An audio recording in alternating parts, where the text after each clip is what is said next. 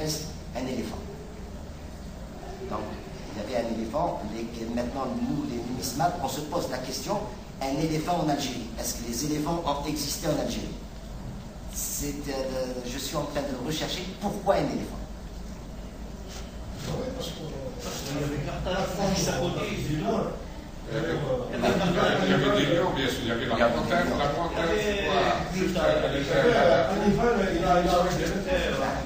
Donc, la différence qu'il y a entre la pièce de Massinissa, de Sifax, et celle que vous allez voir de Massinissa, c'est la barbe. Généralement, Sifax a des cheveux aplatis et Massinissa a des cheveux bouclés avec une tête longue. Donc, ça, juste après Sifax, il y a eu Vermina. Beaucoup de livres n'en parlent pas beaucoup. Vermina, c'était aussi c'était le fils de Massinissa, de Sifax, qui était ici, au niveau de l'ouest. Mais ils n'ont pas encore découvert des pièces. Le problème qui se passe, c'est que nos pièces se trouvent en Europe. Il y a eu, après les colons, quand ils sont partis, ils ont tout pris avec eux. Et c'est de Judas. Les Allemands, ça. On n'est pas encore arrivé. Il y a les pièces de Massinissa que voici, donc avec un cheval cabré, qui sont connus. Après, il y a eu Missipsa, Gulissa et Mastarda. Alors, Missipsa est le fils, le petit-fils, plutôt, de Massinissa. Les trois, c'est les petits-fils de Massinissa. Missipsa, c'est il a assassiné ses deux frères pour régner. Après ça, il y a Aderma. Donc c'est 118, bon je suis monté un peu de 118 et 112 avant Jésus. Pratiquement Il y a une pièce qui c'est Gaïa. Makash. Gaïa. Le père. Bon, j'en ai pas. Moi ici, j'ai pas pris de faute. Le père de Massinissa. C'est Gaïa. Je l'ai mis dans l'arbre généalogique. Oui.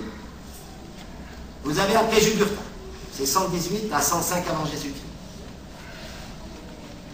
Après, il y a Emsa. 105 à 62 avant Jésus-Christ. Après, il y a Juba 1. Ça, c'est les pièces de Juba.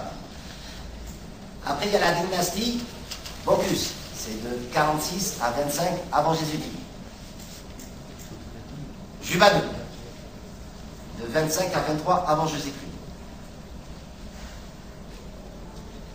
Après, il y a la domination vandale. Chose que c'est un peu flou dans l'histoire, la domination vandale. Bon, ici, maintenant, je vais sauter de cette année parce qu'il faut beaucoup de... Il y a des pièces omeyyades. Dans les omeyyades. Non, j'ai sauté, c'est-à-dire je suis passé, je ne peux pas tout mettre. Les pièces idrissides.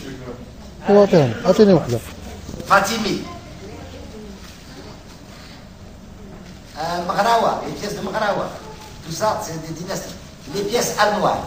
Alors là, je vais m'attarder un peu ici. Pourquoi? Côté gauche, c'est des pièces islamiques.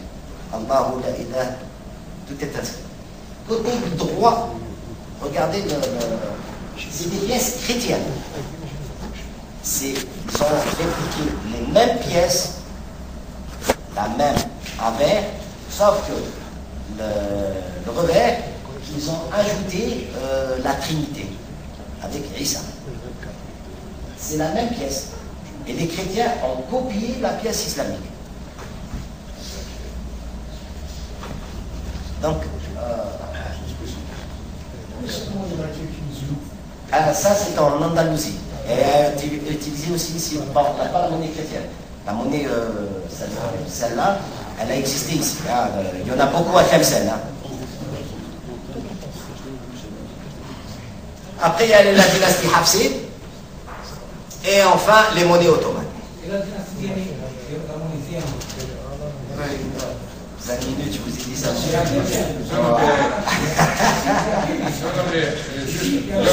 a aussi la monnaie almoravide aussi, avant les armoires. Les Ziani qui viennent après les armoires. Oui, je sais.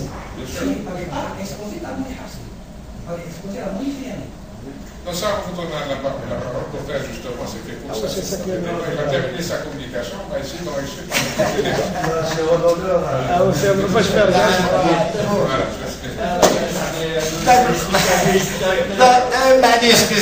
C'est fait pour. C'est fait pour animer le débat. Enrichir, justement, c'est ça.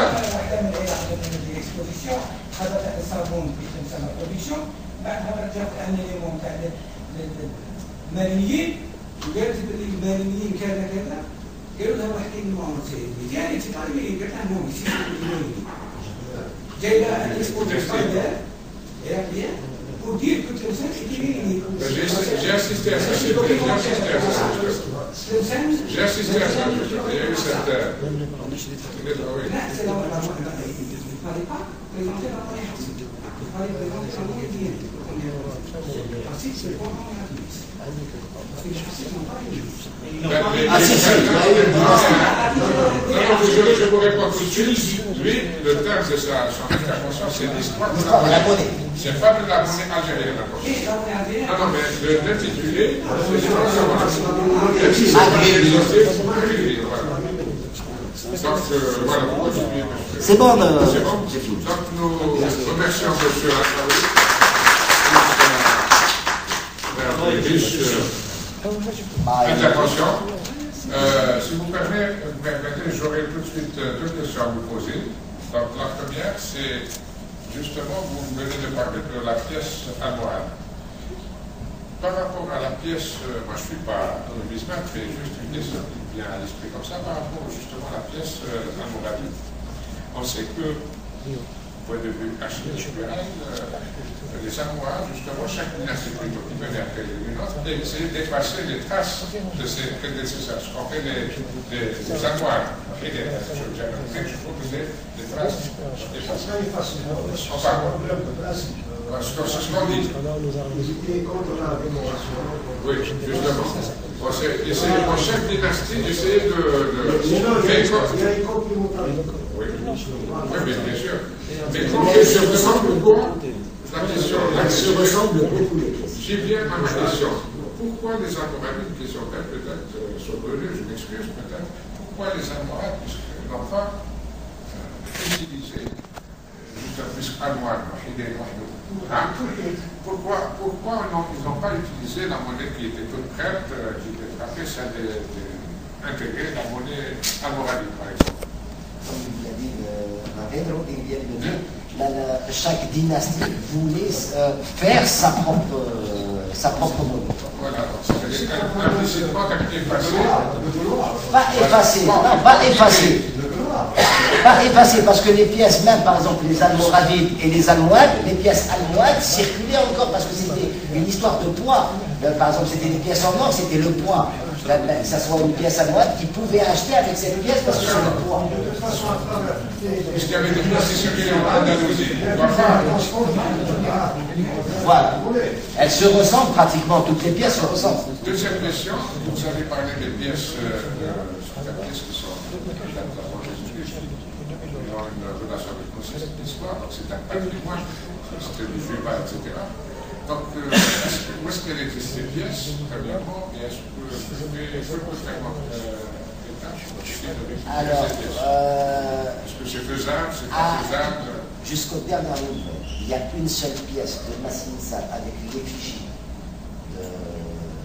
d'éléphant qui est au musée de Constantine, qui a été donnée par un Français avant l'indépendance. Elle a été donnée au musée. Et elle a disparu du musée pendant une certaine période. Cette histoire, elle a disparu du musée pendant une grande période, c'est toujours la période coloniale, et un autre donateur est venu pour la donner au musée. Très bien.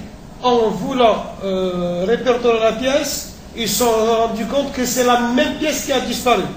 Et le donateur, il s'est fait tout petit pour qu'il ne soit pas dénoncé. Il a remis la pièce, il est parti. Et c'est la seule pièce qui est connue de Massinissa avec l'effigie d'éléphant. Sinon, le reste... Où est-ce qu'il se trouve actuellement? Il y a une seule à Constantine, le musée de Constantine. Je vous enverrai. À l'étranger, vous les trouvez dans des sites internet en vente. Elle a été reprise en format plus grand. Voilà. Et je vous enverrai le link, comme ça les gens de Tlemcen peuvent la voir. Parce qu'elle a été reprise par le musée en format plus grand ou dans des boîtes, bien, pour elle a été vendue à Constantine, ça fait un certain moment. Non, مش l'original. في الموسيقى. C'est la seule au monde.